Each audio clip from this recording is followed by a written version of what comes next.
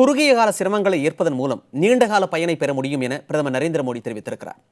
500 மற்றும் 1000 ரூபாய் நோட்டுகள் மதிப்பிழப்பு செய்யப்பட்டதற்காக மத்திய அரசை எதிர்க்கட்சிகள் கடுமையாக எதிர்த்து வரும் நிலையில் பிரதமர் நரேந்திர மோடி ட்விட்டரில் அறிக்கை ஒன்றை வெளியிட்டுள்ளார். அதில் ஊழல், கருப்பு பணத்தால் கிராமங்களின் வளர்ச்சி தடைபடுவது நீண்ட காலத்திற்கு நீடிக்கக்கூடாது என்றும் கிராமங்களுக்கு தேவையான வசதிகள் செய்து தரப்பட வேண்டும் என்றும் தெரிவித்தார்.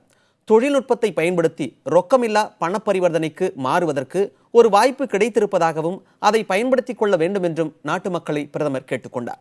மத்திய அரசின் பண மதிப்பிழப்பால் பொருளாதாரத்தின் முதுகெலும்பாக உள்ள விவசாயிகள், வணிகர்கள், தொழிலாளர்களுக்கு பலன்களை கொடுத்துள்ளதாகவும் மோடி தெரிவித்திருக்கிறார். கருப்பு பண ஒழிப்பு ஊழலுக்கு எதிராக பங்கேற்றவர்களுக்கு வீர வணக்கத்தை செலுத்துவதாகவும் அவர் கூறியுள்ளார்.